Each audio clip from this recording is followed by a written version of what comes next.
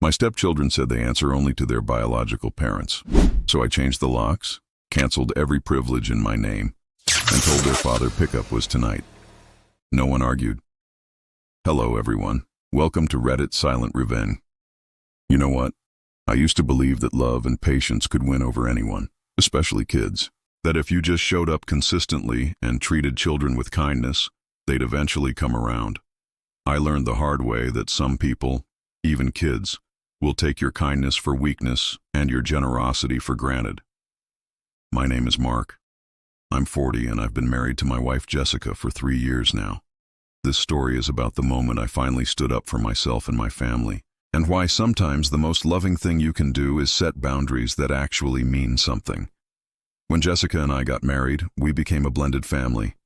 I brought my 2 kids from my previous marriage, Emma, who's 10, and Tyler, who's 8. Jessica brought her 2 kids from her first marriage, Mason, who's 16, and Chloe, who's 14. Their biological father, David, lives about 20 minutes away and has them every other weekend. From day one, I tried to be the stepdad I wished I'd had growing up. I included Mason and Chloe in everything: family game nights, vacation planning, and even asking their input on house rules. I paid for their school supplies, sports equipment, and took them to practices just like I did for Emma and Tyler.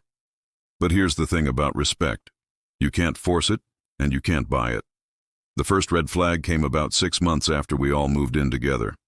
I asked Mason to help carry groceries in from the car. Simple request, right? He looked me dead in the eye and said, "You're not my dad. I don't have to listen to you." Jessica overheard and told him to help anyway, which he did, but with this attitude that made it clear he was only doing it because his mom said so, not because he respected me as an adult in the house. I let it slide.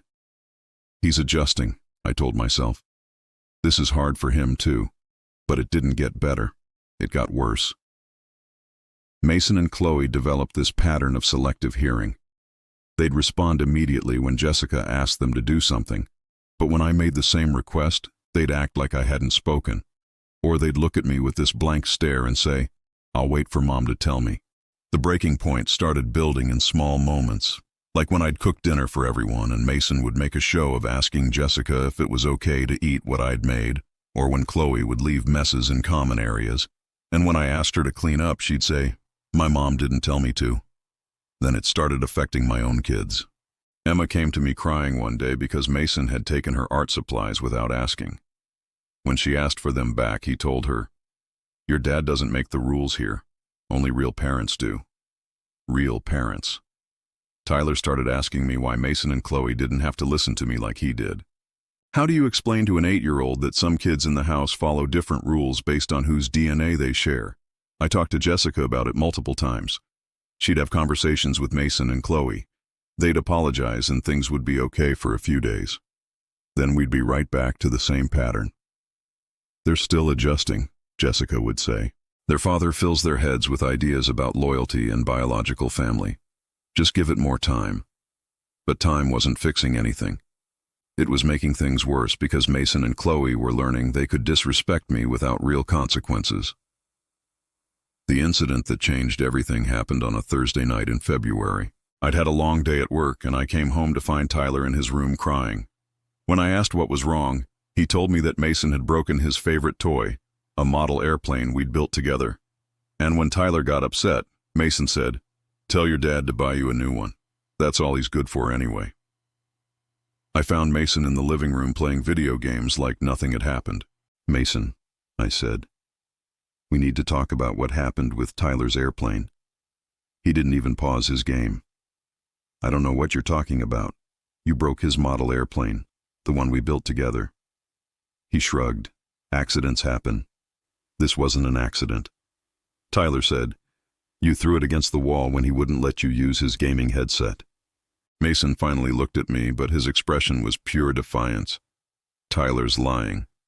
And even if he wasn't, you're not my dad. I don't have to explain anything to you." "You're living in my house," I said, trying to keep my voice calm. "You're eating food I buy, using electricity I pay for, and you just broke something that belongs to my son.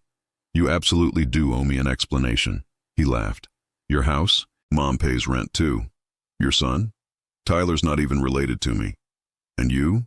You're just Mom's husband. You're not my parent. You don't make my rules, and I don't answer to you. Something snapped inside me. Not anger exactly, but this cold clarity. This kid had just told me exactly where I stood in his eyes, and it wasn't just disrespectful, it was cruel. But instead of yelling, I nodded. Okay, I said. I hear you loud and clear. I walked away and went to my home office. I pulled out my laptop and started making a list of everything in the house that was in my name or that I paid for. The mortgage, the utilities, the internet, the cable, the family cell phone plan that included Mason and Chloe's phones, the car insurance that covered Jessica's car, the one she drove Mason and Chloe around in, the gym membership, the streaming services, even the gaming console Mason had been playing on. Then I started making phone calls. I called my cell phone provider and removed Mason and Chloe's lines from our family plan. I called the cable company and scheduled a disconnection for the next day. I called the internet provider and did the same. I changed the password on all the streaming accounts. Jessica found me in the office around 10 p.m. "Ing," she asked.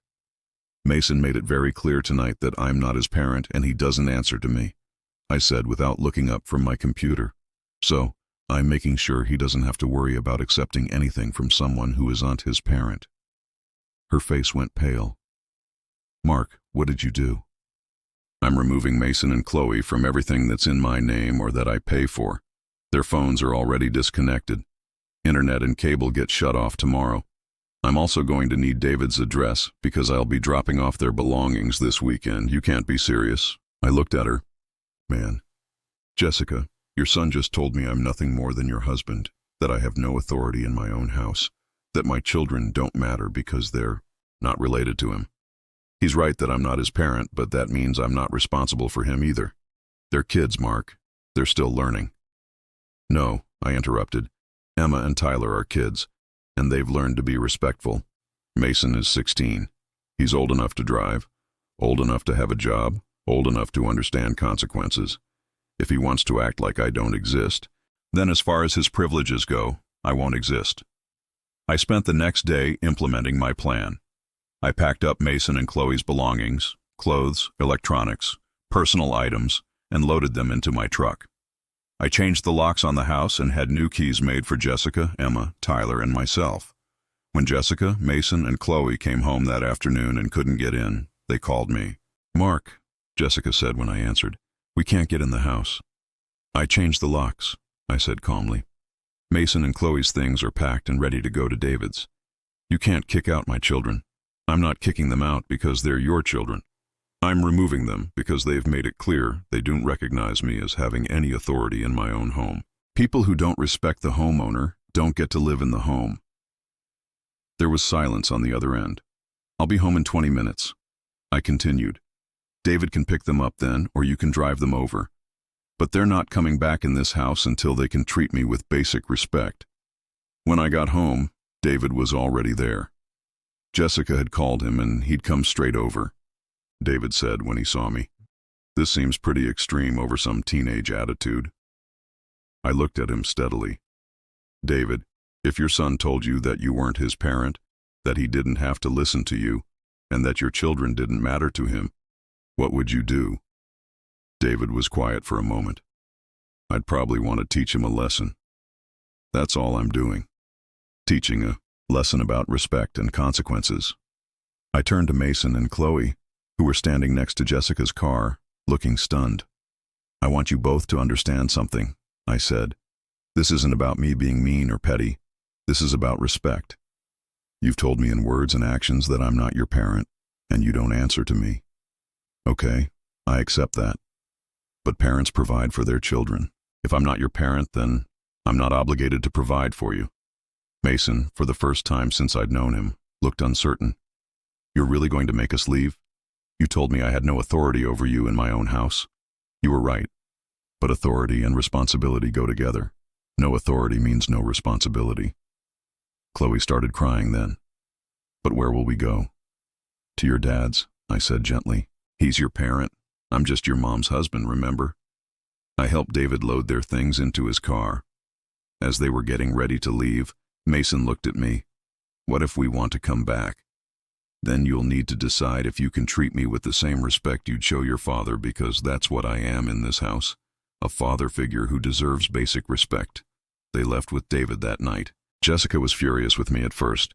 We had some very difficult conversations over the next few days. She accused me of being cruel, of giving up on her kids, of putting my ego before our family. But I held firm. Jessica, I love you, and I want to love your kids. But I can't love people who actively disrespect me and hurt my children. Mason and Chloe need to learn that actions have consequences, and the consequence of rejecting my authority is losing my support. Emma and Tyler, meanwhile, were different kids. The tension in the house disappeared overnight. They did their homework without being asked, helped with chores without attitude, and for the first time in months, they seemed relaxed in their own home. After a week, David called me. Mason and Chloe want to come back, he said. They've been asking every day. What do you think? I asked. I think they learned something, David said. Mason especially. He's been quieter, more thoughtful. I think he realized that respect isn't optional in a household. And Chloe, she misses her mom, and she asked me to tell you she's sorry for being rude. I talked it over with Jessica. We decided to let them come back, but with clear expectations. When Mason and Chloe returned, I sat them down for a conversation. Before you move back in, I said, I need to know that you understand the rules of this house. I'm not asking you to call me Dad or to love me like you love your father, but I'm asking you to treat me with the same respect you'd show any adult who's taking care of you. Mason nodded. I get it. And I'm sorry about what I said about Tyler and the airplane thing. That was messed up. And I'm sorry for being disrespectful, Chloe added quietly. I didn't realize how much you do for us until it was gone. It wasn't perfect immediately. There were still moments of tension, still times when old patterns tried to resurface, but something fundamental had changed. Mason and Chloe had learned that respect isn't just something you give to people you're related to. It's something you give to people who care for you. 6 months later, Mason came to me when he was struggling with a math problem instead of waiting for Jessica to get home from work. Chloe started saying thank you when I drove her to soccer practice. Small things, but they mattered. The real test came about a year later when Mason wanted to go to a concert with friends. He came to me and Jessica together and asked for permission. When Jessica said yes, but I expressed some concerns about the venue and the crowd, Mason didn't dismiss me or say he didn't have to listen to me. Instead, he addressed my concerns seriously and worked with me to come up with a compromise that made everyone comfortable. That's when I knew we'd truly become a family. Looking back, I don't regret changing those locks. Some people called it extreme, but sometimes extreme situations require clear responses. Mason and Chloe needed to learn that you can't have the benefits of being part of a family without the responsibility of treating all family members with respect. My marriage with Jessica is stronger now, too. She saw that I wasn't willing to be a doormat, but I also wasn't willing to give up on her kids. I was willing to fight for a relationship built on mutual respect rather than one-sided obligation. Emma and Tyler learned something important, too. That respect isn't negotiable in our house, and that I'll stand up for them when they're being treated poorly. As for David, he and I actually have a better relationship now. He respects the fact that I held his kids accountable, and I respect that he supported the lesson they needed to learn. So, there you have it. Sometimes love means setting boundaries. Sometimes being a good parent or step-parent means being willing to be the bad guy for a while to teach an important lesson. Was I wrong to change the locks and kick out my stepchildren? Or was it the wake-up call they needed to learn about respect and consequences? Let me know what you think in the comments below. And if you enjoyed this story, please hit that like button and subscribe to Reddit Silent Revenge. We're building a community here where respect matters and consequences are real. Thanks for watching.